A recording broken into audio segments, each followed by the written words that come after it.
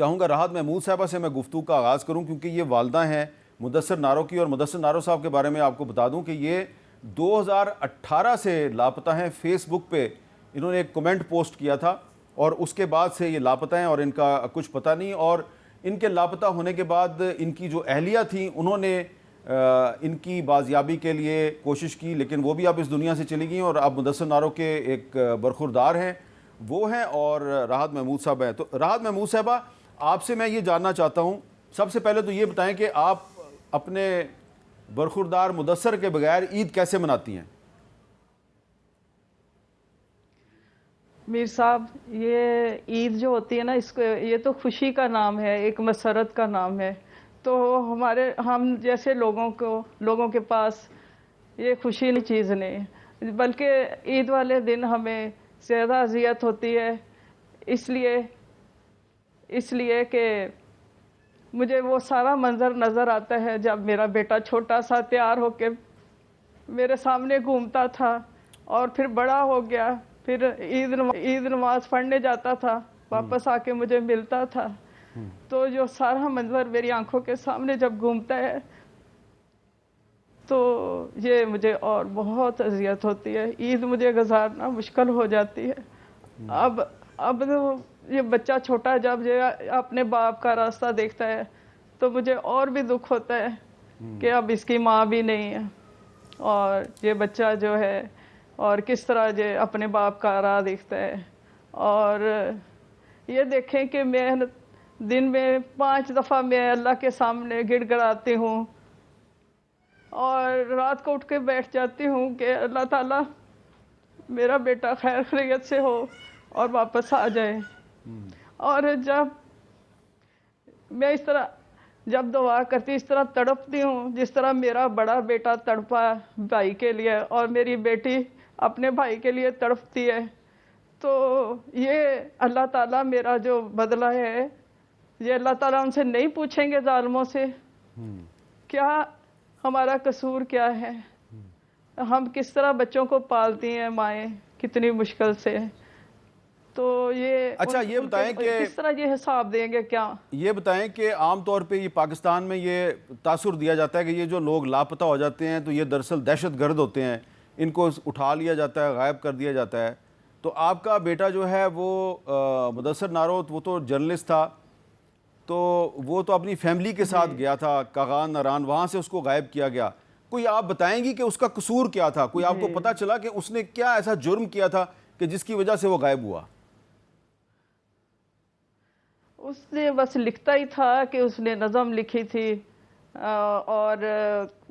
ان کے خلاف لکھ دیتا تھا کہ یہ اس طرح یہ الیکشن جو ہوا ہے یہ سلیکٹڈ ہے، یہ اس طرح صحیح نہیں ہوا۔ اس کے سامنے جو معلومات آتی تھی وہ لکھتا تھا، اس طرح فیس بک پہ لکھ دیتا تھا، کبھی کہیں کمنٹ کر دیتا تھا۔ تو وہ جو نظم لکھی تھی، یہی اس کا وہ جو قصور اس نے تھا۔ نظم لکھی تھی، وہ نظم میں نے دیکھی ہوئی ہے، وہ بھی اس نے فیس بک پہ پوسٹ کی تھی۔ جی، اور اس نے نا وہاں گیا تھا راول پنڈی میں نا، تو اس کے کوئی دوست تھے آرمی میں، ان کے پاس وہ ٹھہرا ہوا تھا، تو ان کو سنائی، انہوں نے لائیو سنائی، تو وہ اس وقت تو ہنس کے سن رہے تھے سارے، تو بعد میں یہ رزلٹ اس کو ملا ہے۔ میں سمیع الدین بلوچ کے پاس جاتا ہوں۔ سمیع، ذرا آپ بھی بتائیں کہ آپ کو تو بہت سال ہو گئے ہیں، 2009 سے آپ اپنے والد کا راستہ دیکھ رہی ہیں کہ وہ کب واپس آئیں گے، تو عید کیسے گزرتی ہے؟ اور یہ عید پر آپ نے مظاہرہ بھی کیا، آپ سڑکوں پہ نعرے بھی لگا رہی تھی، تو لوگ تو عید پر ایک دوسرے کے ساتھ خوشیاں مناتے ہیں۔ آپ کو کیسا لگتا ہے کہ جب آپ عید والے دن بھی سڑک پہ نکل کے مظاہرہ کر رہی ہوتی ہیں؟ جی میر صاحب، گزشتہ 15 سالوں سے ہماری عیدیں سڑکوں پر احتجاجی مظاہروں میں گزرتی ہیں، اور اب تو مجھے اور میرے گھر والوں کو یہ یاد بھی نہیں ہے کہ عید کیا ہوتی ہے، عید پر کیسے خوشیاں منائی جاتی ہیں۔ ہماری عیدیں جو ہے افزردہ طریقے سے ہر عید کو، چاہے وہ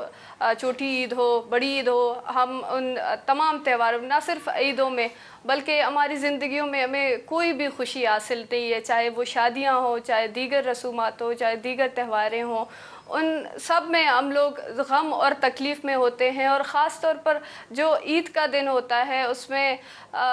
جس طریقے سے پہلے ہمارے والد صاحب ہمارے پاس موجود ہوتے تھے، وہ جو ہے اس دن پر وہ آ کر ہمارے لیے جو ہے ہمیں اپنے ساتھ لے کر جاتے تھے، گھمانے پھرانے، ان کے ساتھ بہت سی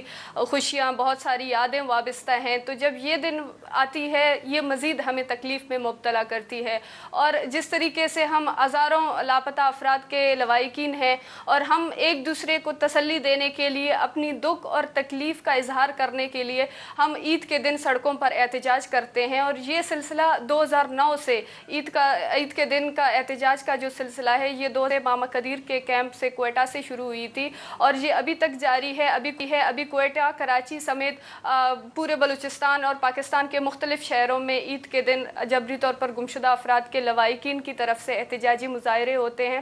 اور بہت تکلیف کے ساتھ کہنا پڑتا ہے کہ ہمیں جو ہے ہماری مذہبی تہواروں سے بھی محروم رکھا ہے۔ ہمیں ہمارے گھر سے نہ صرف ایک شخص کو چھین لیا گیا ہے، ہم سے ہماری زندگیاں، ہماری چین، ہمارا سکون، ہماری نیند، ہمارا مستقبل، ہماری جو ہے ان سے جڑے تمام خوشیاں، تمام جتنے بھی جو ہے خوشی کے دن ہوتے ہیں، پرمسرت دن ہوتے ہیں، ان تمام دنوں میں ہمیں صرف ان کی یاد آتی ہے، ان کی غیر موجودگی کی تکلیف ہوتی ہے۔ اور یہ تکلیف ہمیں مجبور کرتی ہے کہ ہم سڑکوں پر نکلیں اور اپنی تکلیف کو دکھانے کے لیے اس بے حس خاموش دنیا کو، جو بین الاقوامی ادارے ہیں، انسانی حقوق کے لوگ ہیں، جو انسانیت کی بات کرتے ہیں، ان کو دکھانے کے لیے کہ آپ یہ دیکھیں اسلامی ملک میں ہم مسلمانوں کے ساتھ کیا ہو رہی ہے۔ ہمارے لوگوں کو آج تک ہمارا یہی مطالبہ ہے کہ اگر ہمارے لوگوں نے کچھ کیا ہے آپ ان کو منظر عام پر لائیں، بھلے اپنے جیلوں میں ڈال دیں۔ اگر آج ہمارے لوگ بھلے جیلوں میں ہوتے، وہ قید زندانوں میں بھی ہوتے، لیکن ہمیں پتہ چلتا کہ وہ کہاں پر ہیں، کس حال میں ہیں، اور کچھ نہیں ہوتا۔ ہم صرف عید کے دوران ان کے پاس ان کے لیے ایک جوڑا کپڑے اور ایک جو ہے جوڑا جوتے ہم ان کے پاس لے کر جاتے، ہم ان سے ملتے۔ ہمارے لوگ اتنے سالوں سے غائب ہیں، اگر ہمارے لوگوں کو اپنی ہی بنائی ہوئی جیلوں میں ڈالتا، کم از کم ہمیں ان کی خیریت کا پتہ چلتا، کون سا اتنا بڑا نقصان ہوتا ہے۔